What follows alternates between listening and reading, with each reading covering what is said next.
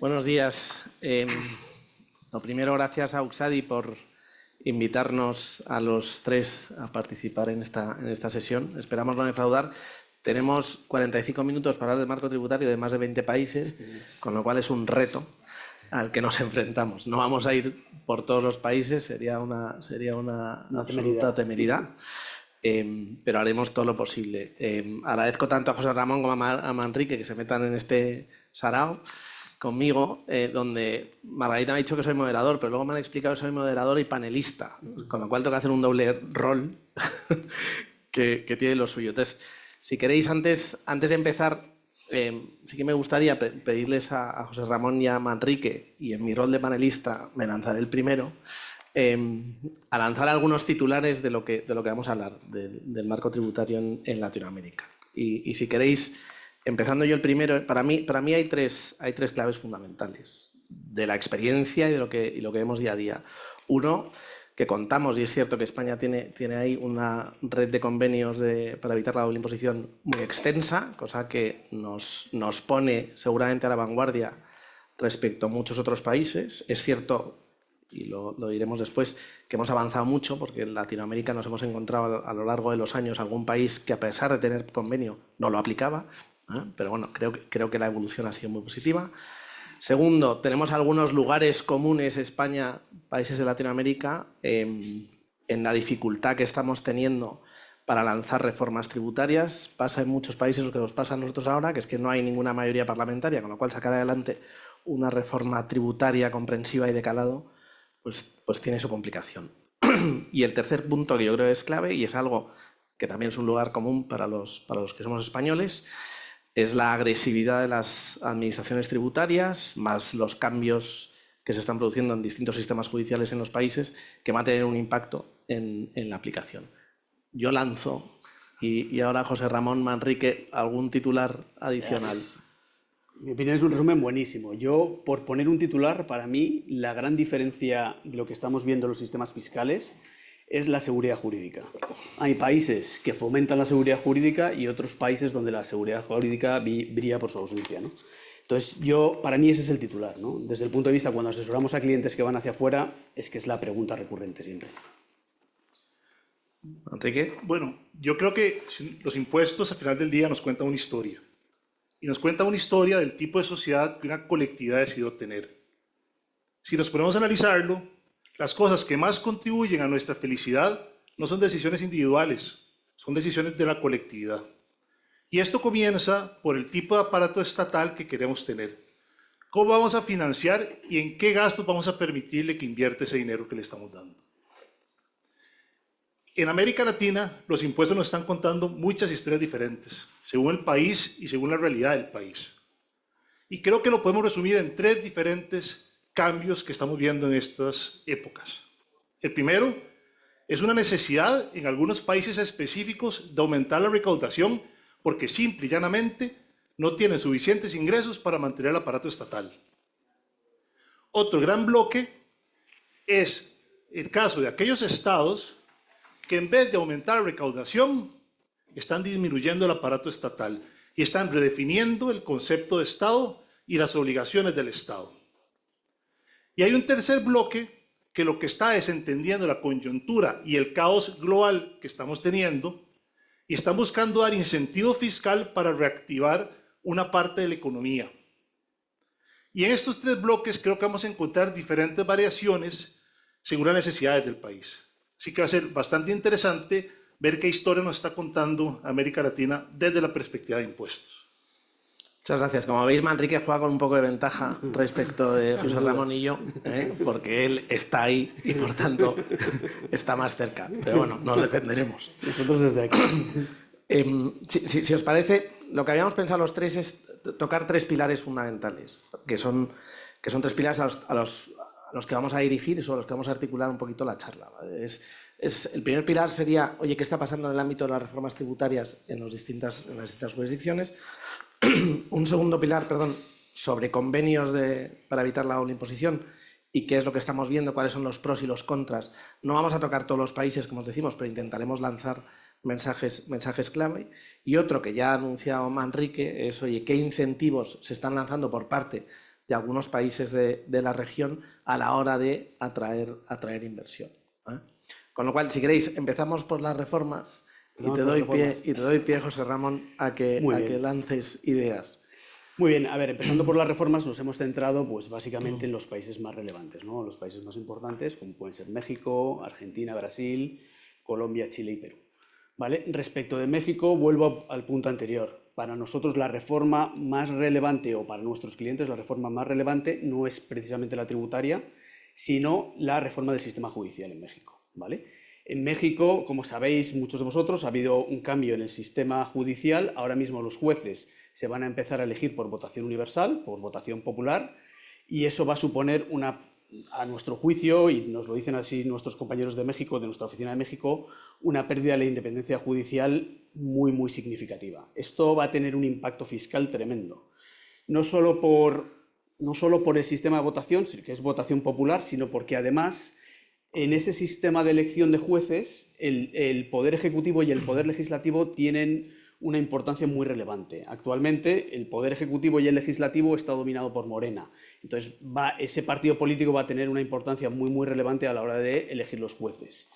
No nos quedamos solo ahí, también se establece una especie de tribunal o juzgado que va a estar encargado de revisar la actuación de los jueces. De tal forma que ese órgano, que no deja de ser un órgano dependiente de los poderes del Estado, va a revisar cómo están aplicando las leyes los jueces. Esto desde el punto de vista tributario, ya nos lo dicen nuestros socios de México, el impacto es brutal, ¿vale? Porque los jueces van a ser más tendentes a aplicar lo que quiera la administración que lo que realmente tendrían que aplicar de acuerdo con un criterio de independencia y autonomía judicial, ¿no? Entonces, a nosotros, yo si tuviera que sacar un titular de todas las reformas, incluso aunque no sea puramente fiscal, diría la reforma judicial en México es muy, muy relevante a la hora de estructurar inversiones hacia afuera, ¿vale? Luego, es verdad que México no va a tener elecciones hasta 2030 y parece que hay una tendencia a aprobar reformas, bueno, pues que son tendentes a hacer tributar a los grandes capitales, a los grandes patrimonios. Así, se ha anunciado ahora un impuesto sobre las herencias, sobre las donaciones y sobre los legados, que puede llegar hasta el 30%, y hay una cierta presión de aumentar la tributación de la riqueza, ¿vale? Bueno, esos son los grandes titulares que tenemos en México. En Brasil la situación es, o sea, no había una reforma judicial semejante a la de México, pero bueno, el gobierno es un gobierno similar, es un gobierno que está influenciado por el Grupo de Puebla y que tiene una tendencia dentro de sus políticas, bueno, pues a aumentar la tributación de la riqueza, ¿no? Entonces, entre las reformas que hemos visto, pues bueno, se ha aprobado una contribución social de las entidades financieras de hasta el 20% sobre el beneficio neto. Se ha aprobado una cosa que es muy importante para los inversores, una retención del 10% sobre los dividendos que perciben personas físicas y no residentes en Brasil. Esto es súper relevante porque esa retención del 10% no existía. Se ha aprobado un tipo fijo para determinadas ganancias patrimoniales o rendimientos de fondos de inversión. Bueno, son medidas que yo veo más o menos técnicas, tendentes a aumentar la recaudación y que pueden ser más o menos comprensibles. En la parte buena, por la parte de Brasil y en lo que respecta a nuestros clientes, es que no se ha modificado el sistema de juros, ¿vale? Como sabéis, el sistema de juros lo que permitía era la deducibilidad de una serie de intereses sobre los capitales invertidos, ¿no? Entonces, eso generaba unos intereses que son gastos deducibles a efectos de los impuestos sobre sociedades en Brasil y que a su vez, en el caso de los españoles, se trataba como un dividendo, de tal forma que venía a ser como un mecanismo híbrido que permitía deducir un gasto en Brasil y aplicar una exención en España sobre dividendos. Se preveía que ese sistema se iba a eliminar, pero parece ser que la reforma de momento no lo ha tocado más allá de modificaciones puramente técnicas. También en Brasil destaca la modificación del IVA. Van a modificar el sistema de IVA para reducirlo en 2 impuestos. Y bueno, esto es más que nada para reducir la complejidad de los impuestos en Brasil. Una de las críticas que más se hace al sistema tributario de Brasil es la complejidad, la tremenda complejidad que tiene. Tienen 2 impuestos sobre sociedades, multitud de impuestos equivalentes al IVA. Entonces, lo que se trata ahora es de reducir la tributación indirecta a 2 impuestos en un periodo transitorio que va a ir creo que es hasta 2033, desde el 2026 hasta el 33, para reducir eso, la carga administrativa. Eso es un poco las novedades que tenemos de Brasil. En Argentina el mensaje que nosotros recibimos es, bueno, pues que no ha sido todo lo que se esperaba del gobierno de Milei, ¿no? Es verdad, como decía Adolfo, que ahí hay unas limitaciones parlamentarias clarísimas, no tiene la posibilidad de aprobar lo que puede. Entonces pues se han aprobado una serie de medidas tendentes a mejorar la recepción de inversiones, pero bueno, que no parece que estén cosechando todo el éxito que desde el punto de vista fiscal se esperaba.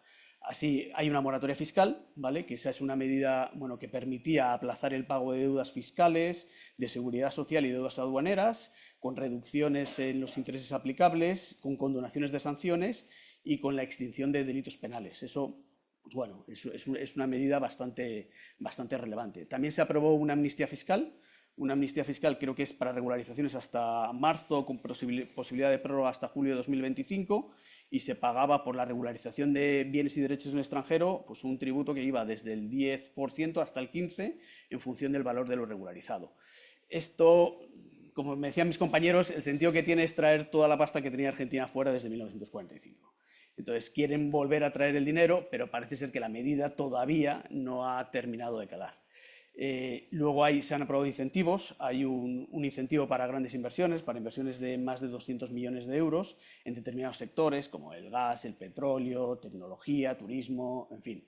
Esos incentivos lo que suponen es que se van a tributar a un tipo fijo el 25%, se prevé amortización acelerada y se prevé la posibilidad de aplicar un tipo reducido en la distribución de dividendos. Actualmente creo que en Argentina hay un tipo general en distribución de dividendos del 7% y lo pretenden reducir al 7,5% bajo ese régimen, ¿no? Y ese régimen también establece pues, un determinado periodo de protección para los que se acojan. También lo que me comentan es que no ha tenido todo el éxito que se esperaba, ¿no? Una de las reformas anunciadas, en línea con la reforma de Brasil, es reducir la tributación indirecta también a 2 impuestos, ¿no? La tributación indirecta en Argentina está dividida entre el Estado, las provincias y los municipios, y lo que quiere el gobierno de Milei es imponer competencia entre las provincias, que cada una establezca su tipo y que justifiquen por qué en unas provincias habrá unos tipos impositivos mayores que en otros, ¿no? Y como parte de esa reforma lo que quieren también es reducir la carga administrativa y la tributación en la fiscalidad indirecta, en los impuestos indirectos. Eso básicamente en cuanto a Argentina. En cuanto a Chile, no hay grandes reformas. No ha habido grandes reformas en los 2 últimos años.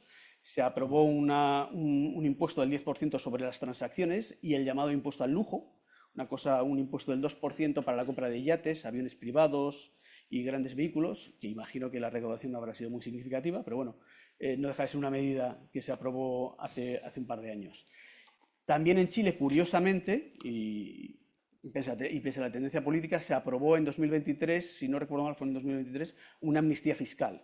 Y una amnistía fiscal para la repatriación de bienes y derechos en el extranjero con un tipo impositivo del 12%. Y para el 2025 lo que se anuncia son medidas técnicas. Bueno, pues básicamente medidas en materia de precios de transferencia, para aplicar el principio de libre competencia, medidas en materia de antiabuso, medidas en modificación de los delitos fiscales. Se va a regular ahora la posibilidad de que se hagan denuncias anónimas, pues ese tipo de medidas que están más encaminadas, yo creo, a lo que es la regulación del antiabuso. Y más allá de eso tenemos Colombia. El caso de Colombia, lo que siempre me dicen mis compañeros es que, bueno, pues el titular que me mandan es que el gobierno de Petro no quiere reformar, no quiere hacer grandes reformas, no quiere tocar nada y no va a haber grandes medidas. Para que os hagáis una idea, la gran medida desde el punto de vista fiscal en Colombia es la aprobación de un 1% de un impuesto similar a la JD, ¿vale? Esa es la gran medida. También se prevé que aquellos no residentes con una presencia económica sustantiva en Colombia puedan llegar a tributar en ese país. Y más allá de eso, esa es, digamos, la foto que tenemos nosotros de las novedades fiscales en estas jurisdicciones. Es una foto bastante aterrizada. Manrique, no sé si quieres añadir algo más. Sí, me parece que el caso de Argentina es muy interesante porque al final del día lo que está pasando en Argentina es que están redefiniendo el contrato social. Están redefiniendo cuál es el rol del Estado en la vida de los argentinos y en la vida de la economía argentina. Y eso quiere decir que muchas funciones que históricamente el gobierno ejecutaba están pasando al sector privado o están liberándolo para que sea el mercado quien decida cuál es la mejor forma de atajar esas necesidades. Y este cambio de paradigma creo que es una gran oportunidad. Si bien estamos apenas iniciando ese camino, ciertamente se vislumbra que hay grandes opciones para poder aprovechar este cambio que está pasando en Argentina. Claro, Argentina no es que esté en la mejor situación ahora. Decía un amigo que Argentina está muy bien para ser Argentina, pero muy mal para ser un país. Y al final del día es un proceso que está iniciando. Y esta reestructuración del aparato estatal podría traer oportunidades muy interesantes. Otro caso que me parece interesantísimo complementar es Brasil. Creo que después de mucho tiempo, porque esta reforma reciente aprobada duró 30 años en discusión, creo que es una buena aceptación del sadomasoquismo fiscal que históricamente Brasil ha vivido. Y el hecho de simplificar impuestos ciertamente es un guiño a la inversión extranjera, a la flexibilidad para generar operaciones en un gigante que deberían ser las cosas más sencillas para poder promover el comercio. Y el otro tema que me parece muy interesante porque cuenta la historia de la visión de país es Colombia. O sea, Colombia hace poco, con la ley 2277, el 2023, introdujo una serie de reformas fiscales. Pero este gobierno de izquierda latinoamericana tiene una serie de proyectos sociales que no quiere dejar atrás y quiere mantener la tasa de desempleo del 11%, que es la más baja que históricamente ha tenido Colombia. Entonces, va a seguir buscando recursos para poder seguir financiando la visión de Estado que tiene. Y de hecho, hace algunos días el gobierno propuso un plan para los siguientes 10 años con la finalidad de aumentar la recaudación y seguir con estos proyectos sociales que ellos han venido estableciendo. Entonces, de nuevo, ven qué interesante, cada país nos cuenta una historia distinta a partir de su cosmovisión que se está reflejando en los temas fiscales, tanto en la recaudación como en el gasto público. Pues muchas gracias. Yo creo efectivamente por hacer un resumen en este rol que tengo de moderador. Dificultad de sacar adelante reformas tributarias. Las que vemos nos suenan porque es aumentar recaudación, impuestos a la riqueza, impuestos al patrimonio, modificaciones de los sistemas de fiscalidad indirecta, que es donde verdaderamente se recauda, sí, a pesar de que la mayoría de los gobiernos no lo entiendan. Lucha contra la evasión fiscal, eso me parece fundamental. Y medidas con incentivos. Yo me voy a saltar el guión, como soy moderador, lo puedo hacer. Sí.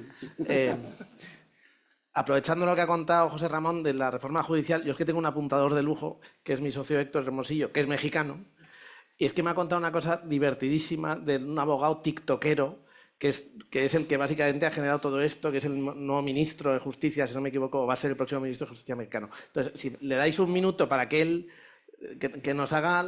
Sí. El apunte, porque efectivamente es de lo más interesante y lo que más impacto, como decía José Ramón, puede tener en el ámbito tributario. Adolfo, no venía preparado para aventarme al ruedo y como espontáneo me está lanzando, pero comentábamos, y es verdad, yo soy compañero de Adolfo en la firma y dirijo el LATAM Desk. Vemos nosotros fiscalidad de Latinoamérica, de México, para compañías europeas, españolas y europeas. Y les decía que la reforma judicial, como bien dices, José Ramón, de México, y llevándolo un poco al tema tributario, está causándonos discusiones y conversaciones con las compañías. ¿Por qué? Porque se renovó completamente, como bien lo apuntaste, todo el aparato judicial a nivel ministros de justicia, magistrados colegiados y juzgados de distrito. Uno de los candidatos, la dinámica llevó a que hicieran política. Hicieran campaña para ser jueces y uno de ellos se promovió como el ministro chicharrón porque estaba mejor preparado que un chicharrón. En México le ponemos salsa y picanta todo, entonces estaba mejor preparado. Pues salió electo. Entonces él va a ser uno de los próximos ministros de la Corte Suprema, de la Suprema Corte en México, y llevándolo al tema tributario, nuestra reserva es esa primera generación de jueces, esa primera generación de sentencias, tenemos muchas reservas de cómo van a salir desde un punto de vista técnico.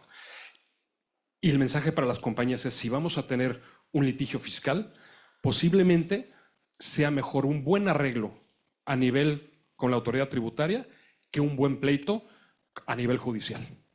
Sí. Eso nos suena, lo de mejor un mal acuerdo como un buen pleito. Sin duda alguna, sí. Ese es el mensaje que tenemos nosotros también, sí. Muchas gracias, Héctor. Perdona que te hayamos No te lleves el micrófono lejos, no va a ser que soltemos alguna otra. A veces poner el rostro que está ahí, el lince de eso también sirve. Pero bueno. Oye, cambiamos de bloque, pasamos a convenios y si queréis hago yo la introducción. Yo como os decía, España, la mayor red de convenios para evitar la doble imposición con todos los países de Latinoamérica. Por agrupar, si queréis, primero por bloques y luego ya centrándome en algunos países concretos. Perú no tiene, ¿vale? Eso es muy fácil. Vamos por la quinta ronda de negociaciones del convenio. Algún día conseguiremos tener convenio para evitar la doble imposición con Perú. Absolutamente necesario, en mi opinión, pero bueno, nos está costando. Centroamérica, tenemos convenio con Panamá, Costa Rica, República Dominicana, El Salvador. El de República Dominicana no se suele respetar. Eso os decía antes que nos había ocurrido. A mí me ha ocurrido también con Panamá. Es cierto que de un tiempo a esta parte no lo he sufrido, pero no es del todo habitual que con algún país nos encontremos que no se respeta por parte de la Administración Tributaria correspondiente las provisiones del convenio, sobre todo en temas de ganancias de capital a la hora de dejarlas exentas. Y en Panamá te suele ocurrir, o nos ha solido ocurrir, que tienes que tributar primero y luego pedir la devolución de lo pagado. Depende de la operación, se hace más o menos complicado, pero cuando vendes un banco en Panamá, os puedo asegurar que el impacto es mucho, el efecto financiero que puede suponer tener que pagar una plusvalía. Con carácter general, como os decía, este es el principal problema que tenemos en convenios, que es la no aplicación y que normalmente suele ser con Centroamérica. Luego, por ir por algunos países, México, cosas a favor. No hace tributar las ventas indirectas en México. Eso es algo que con carácter general en lo que es Europa no es así, ¿vale? Nos queda algún caso residual que todavía está por ahí, pero en México está. A la hora del cómputo de inmuebles, cuando vendemos compañías que tienen más del 50% de inmuebles, normalmente tienes que tributar en el país donde radican, en este caso, la compañía y los inmuebles.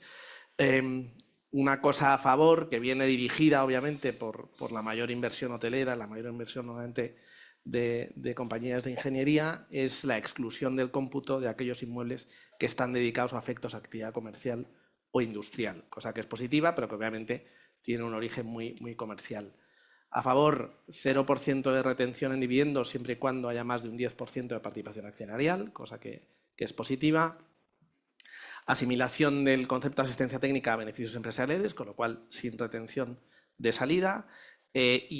Con carácter general, la cláusula de reorganizaciones lo que establece no es un diferimiento, sino una exención a las ganancias de capital, con lo cual también positivo.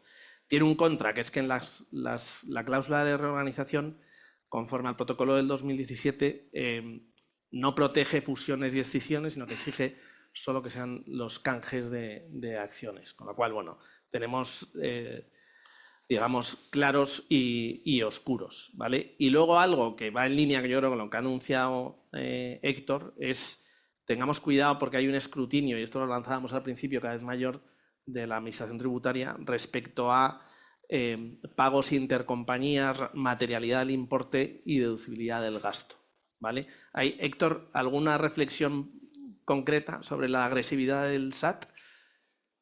A ver, muy rápido. Yo creo que sí. Las conversaciones que tenemos con las compañías a veces, para el caso del convenio con México, no es tanto que la autoridad mexicana niegue los beneficios del convenio, sino más bien que se ponen a revisar con lupa los requisitos locales de la ley local para la deducción y te piden soporte de materialidad del servicio que se presta y se te piden fecha cierta. Y si no se cumplen esas cosas, entonces no es que te nieguen el beneficio del convenio, sino que te nieguen la deducción del gasto.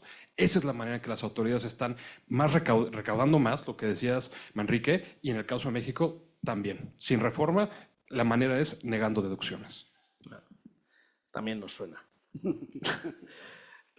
Brasil, temas a favor respecto del convenio, bueno, que no hay una rigurosidad específica para aplicar el mismo y las formalidades requeridas no son nada especial, pero sí tenemos unos cuantos contras. Por empezar, por el final no hay cláusula de reorganización como sí la tiene el caso de México, con lo cual nos supone cierto problema cuando llevamos a cabo operaciones de reestructuración que pudieran afectar indirectamente a Brasil.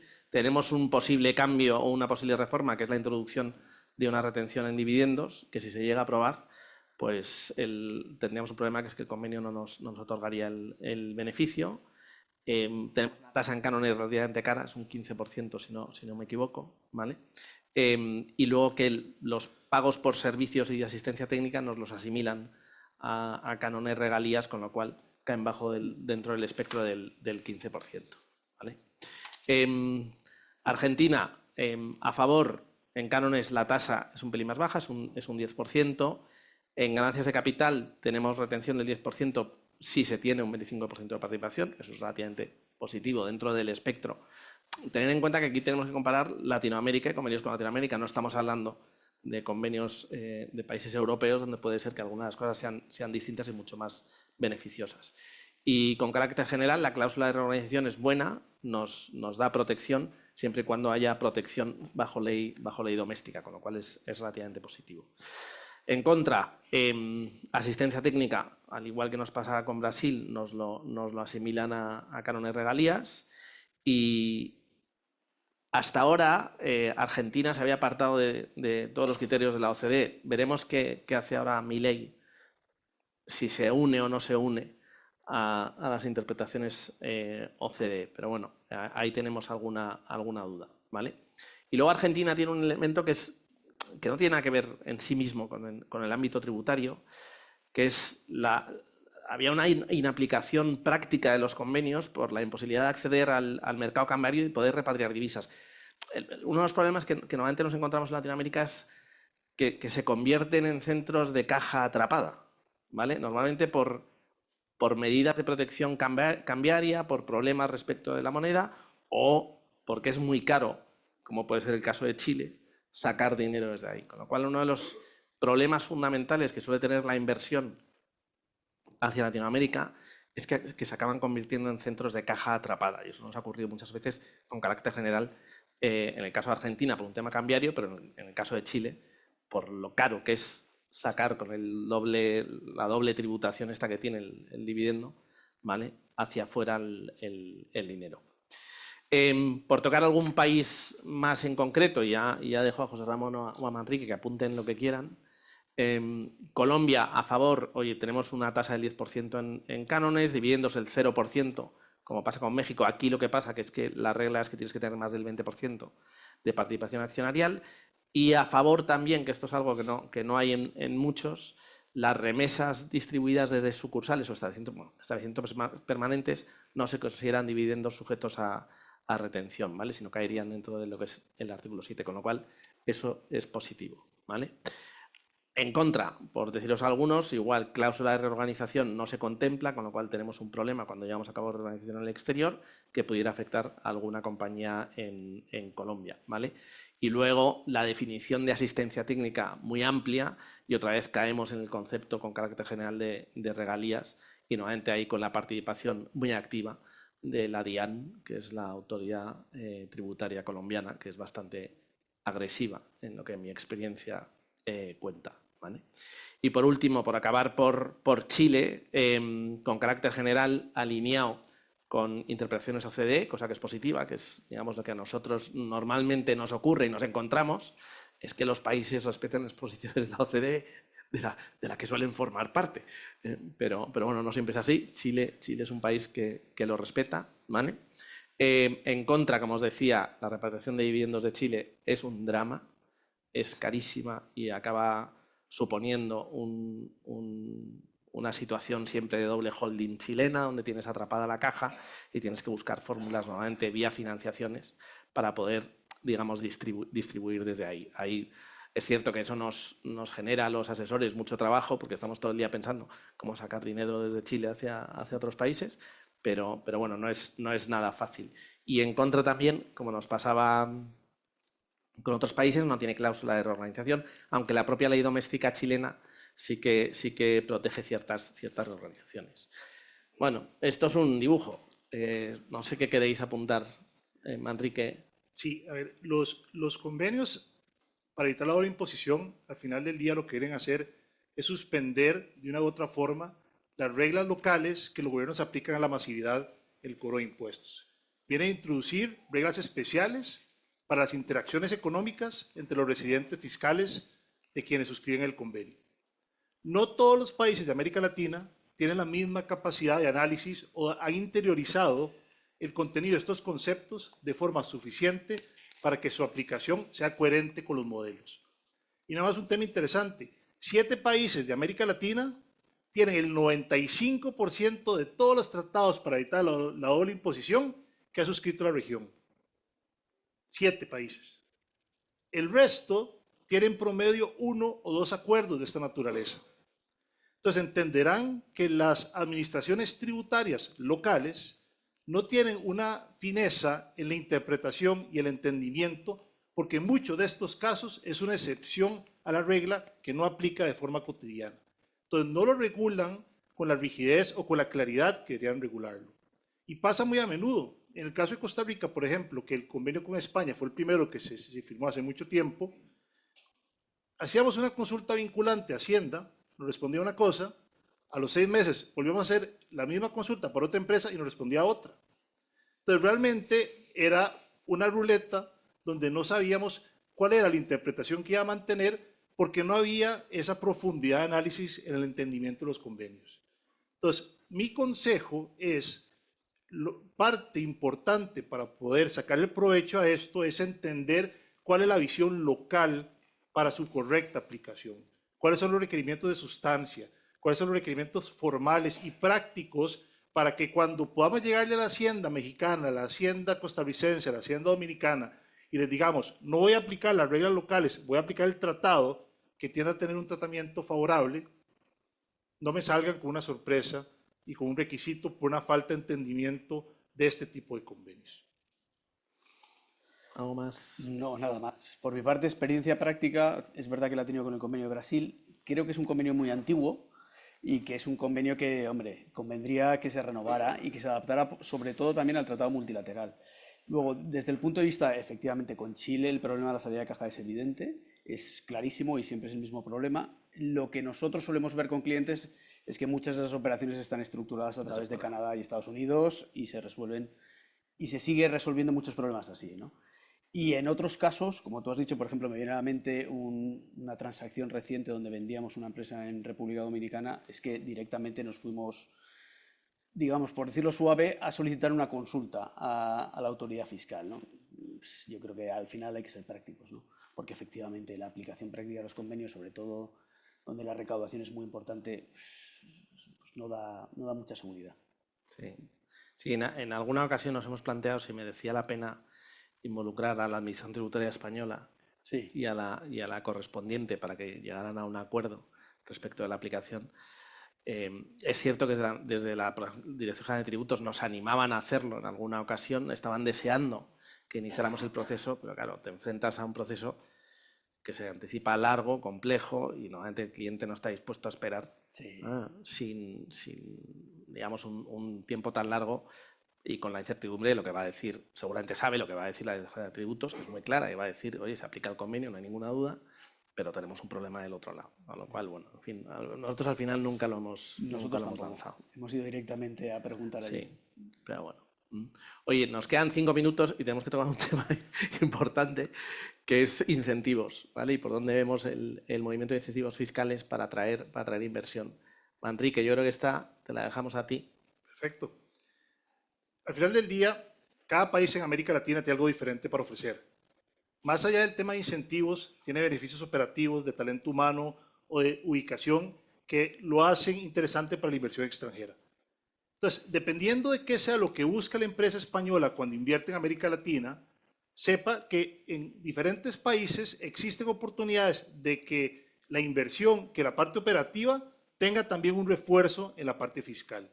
Me voy a referir a algunos casos muy puntuales que creo que podrían ser interesantes, comenzando por México, donde hace poco se presentó el Plan México el 21 de enero y busca promover lo que es el nearshoring de actividades extranjeras que vengan a México para realizar su inversión. ¿Qué beneficios están dando? Pues una deducción inmediata a los activos fijos que se estén invirtiendo en esas actividades. Y además están permitiendo una deducción adicional a todo el gasto de capacitación que estén realizando estas empresas.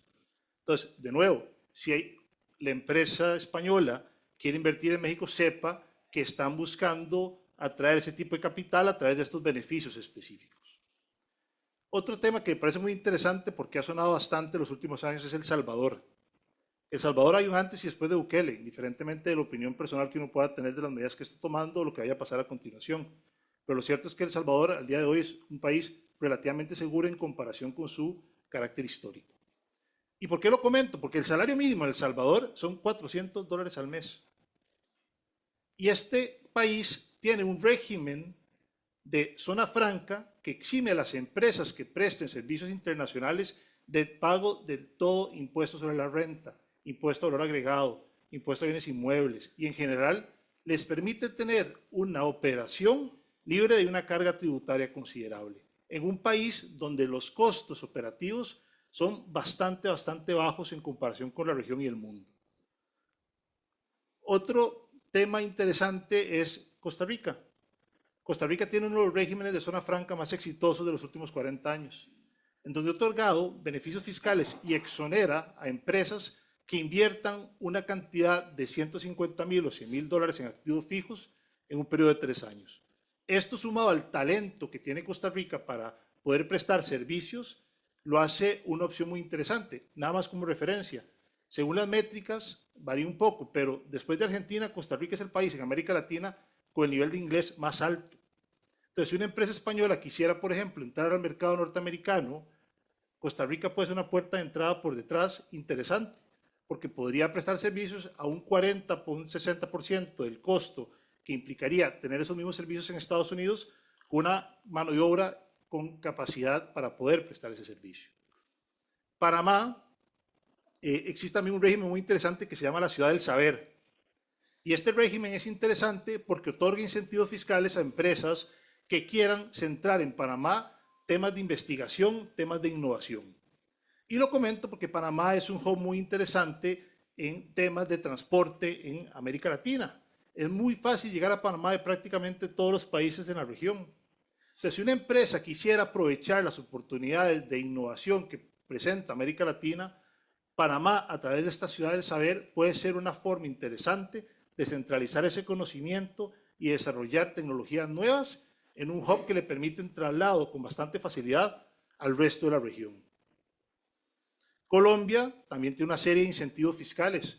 Por ejemplo, tiene incentivos fiscales a la hotelería, al ecoturismo, a parques temáticos, donde tiene una tarifa reducida del impuesto sobre la renta, lo cual también lo hace muy interesante para empresas extranjeras. Hay un régimen especial de exoneración para empresas holding. Entonces, también, si usted está buscando un lugar donde centralizar la tenencia de acciones de su operación en América Latina, Colombia también presenta un régimen especial y específico que le permite operar libre de impuesto de renta y libre de remesas al exterior cuando distribuya dividendos. También hay beneficios fiscales en Colombia para la inversión en fuentes renovables de energía, en temas del IVA y en temas de deducción del 50% de la inversión que realice en ese proceso. Brasil está en un esfuerzo muy grande por reindustrializarse desde el 2023 con el plan Nueva Industria Brasil. Y también el gobierno está dando incentivos fiscales a las empresas que inviertan y que traigan capital a Brasil para reindustrializar la operación local. Uruguay también tiene una ley de zona franca, donde hay más de 1.500 empresas que al día de hoy operan en ese régimen y donde pagan 0% de impuesto de renta y el requisito principal es contratar por lo menos un 75% de mano de obra local. Entonces, como ven, América Latina está abierta a la inversión y está buscando dar beneficios fiscales a quienes estén dispuestos a tener sustancia en sus operaciones y a quienes estén dispuestos a aprovechar los beneficios operativos, los beneficios históricos y el recurso humano que cada país tiene a disposición para el mundo. Pues muchas gracias, Manrique. No sé si quieres apuntar algo, José Ramón. No, nos queda para la siguiente hablar de Sí. Pilar 2. Eso, eso es. Nosotros estamos fuera de plazo, pero por supuesto damos pie a quien quiera hacer alguna pregunta que seguramente tenga que contestar Héctor, pero...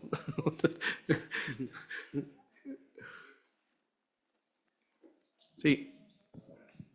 Has comentado hablando de la no existencia de un convenio, pero... Hola, buenos días. Has comentado, Adolfo, tu intervención diciendo que, bueno, lo primero, Perú, no existe convenio, vamos por la 5ª ronda de negociación y, bueno, nosotros tenemos presencia en Perú, muchos grupos españoles, pienso en la refinería de La Pampilla de Repsol y, bueno, y otros grupos más grandes, y hay muchas empresas españolas interesadas en que exista un convenio con Perú. ¿Tenemos que perder toda la esperanza y morir de viejos sin ver un convenio con Perú? A ver, si miro hacia atrás te diría que sí, porque es que es como el cuento de nunca acabar. Pero, vamos, no creo, no sé si... No creo que el problema esté tanto de nuestro lado, sinceramente. Y yo anticipo... Es que no te puedo decir una... Esto es como un saco el dedo así, digo, pues en 1 año y medio tendremos... naturalmente, creo que España es promotor de que haya convenio, no tiene ninguna duda. Hay que llegar a un último acuerdo y hay que ver si somos capaces. Yo no cejaría, no vamos a cejar en el empeño. Las veces que hablo con el tributos, ellos lo tienen muy claro, ¿no? En tiempos, no sé si Héctor sabes algo más, pero es que yo creo que... ¿no? No es que sea cero, yo creo que formalmente no te dicen cero, te dicen que sí, pero arrastran los pies. Entonces es muy difícil. El convenio pasa por un tema político y Perú en un momento tuvo 4 presidentes en 3 años. Sí. Entonces, en la medida que no tenga una mayoría parlamentaria que facilite eso, el único país donde hubo un acuerdo entre gobiernos fue Brasil. La reforma de Brasil fue un mini pacto de Moncloa donde después de Bolsonaro al gobierno de Lula acordaron hacer la reforma de precios de transferencia y la de reforma indirectas, pero es el único país. Las demás, en la medida que no haya mayoría, lo que hemos escuchado es que va a ser un poco más lento. Y la otra cosa, la otra razón, hay un par de compañías españolas que tienen litigios fuertes con la SUNAT, y eso hasta que no se resuelva también está condicionando un poco esa aprobación del convenio. Hola, soy Claire Sanger. Mi pregunta es para los tres. ¿Cuál es el mejor país para invertir desde España a nivel fiscal, pero sin tener en cuenta tipología de negocio ni ningún otro criterio? ¿Y por qué? Yo soy costarricense, así que ahora... No, a ti se te ha notado lo de Costa Rica cuando has hablado de los incentivos, pero... Costa Rica, tío. Costa Rica. No sabía decirlo. Yo no tengo una respuesta. Yo tampoco. Yo no tengo respuesta, ¿eh? Yo... Por seguridad jurídica siempre me he ido a Chile, pero por problemas de repatriación de caja no es interesante. México, yo creo que no es mal país para invertir, creo que es un país con el que desde España une muchas cosas, pero nos pasa lo que nos pasa en Argentina, lo que nos pasa en Brasil, lo que nos pasa que tenemos una suerte de inseguridad política, parlamentaria, jurídica, que hace que cualquier inversión en Latinoamérica, desde un punto de vista tributario, a veces sea más una aventura que otra cosa, ¿vale? Yo creo que depende mucho también de lo que la empresa busque, porque al final del día, hay países con mayor complejidad, con menor complejidad. Por ejemplo, Honduras tiende a tener una complejidad baja para poder abrir operaciones, pero no necesariamente es un mercado que la empresa española busque como destino de sus inversiones. Entonces, dependerá mucho de cuál es el objetivo final. Sí me atrevo, y de nuevo, siendo un poco objetivo tal vez, de Costa Rica siempre se ha dicho que es como un burro que va caminando, que no se acerca mucho al precipicio para no caerse, ni se acerca mucho a la montaña para que no le caigan las piedras, y siempre va al centro. Entonces yo creo que esa seguridad jurídica también es parte de lo que muchas empresas buscan y por lo cual el país ha sido relativamente exitoso en la atracción de inversión. Pero como Costa Rica hay muchos ejemplos más en la región. Es cuestión de empatar el objetivo operativo y comercial que tiene la empresa con las diferentes oportunidades que hay, porque oportunidades sobran y la región es una región que en la mayoría de los casos está muy abierta a la inversión extranjera directa. El reto es saber cómo aterrizar de forma correcta. Sí, y yo tengo un comentario final y es: lo que hoy puede ser bueno, mañana puede no serlo. Y esa es una preocupación que tienen todos los inversores en Latinoamérica. Nos pasa ahora con Argentina. Argentina parece que favorece mucho la inversión, pero si hay un cambio de gobierno y volvemos a las políticas anteriores, pues entonces ya podría no serlo, ¿no? Entonces es verdad, volviendo a tu ejemplo, quizás ese tipo de países, ¿no?, donde mantienen el mismo perfil y el mismo rumbo y un rumbo muy, muy claro, a lo mejor desde un punto de vista fiscal sean los que más tranquilidad o más seguridad dan.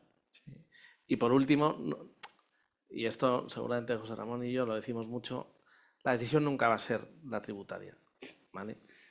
Lo que, digamos, hace mover la aguja es el negocio. Nosotros lo que tenemos que hacer es que sea de la forma más eficiente, con las reglas que tenemos, que son cambiantes, ¿vale? y que nos afectan. Pero al final, lo que muchas veces le decimos al cliente es, mira, olvídate, deja el marco tributario, en este caso a un lado, toma la decisión sobre el negocio en sí mismo y a partir de ahí construimos. Es que es muy difícil. Y aún así construimos sobre la base de unas reglas que nos las cambian a los 2 días. Porque sí, sin ninguna justificación o por un mero cambio de gobierno. Entonces, bueno, con eso jugamos, pero jugamos en todos lados, que en algunos países con más seguridad jurídica que en otros, y no solo es un tema de Latinoamérica. O sea que ya, nos hemos pasado ya todo lo que estaba previsto. Había Oye, una pregunta por ahí.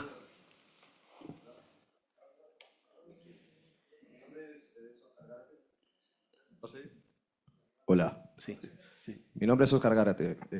Y hablando de incentivos y por darle algo a Perú, ahí existe el régimen de obras por impuestos, ¿no?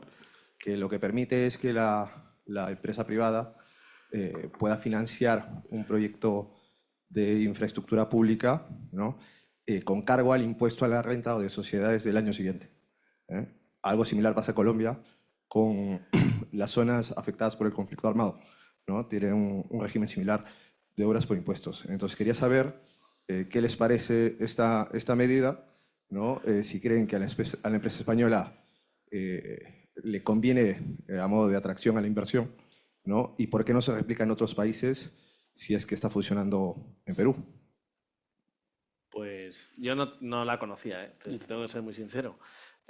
Pero bueno, si es positiva, a favor. Perú, el problema es el convenio para España, no tiene otro. Por mucho incentivo que tenga, la dificultad del convenio. Eso no va a hacer que compañías españolas estén ahí, porque el negocio lo marca.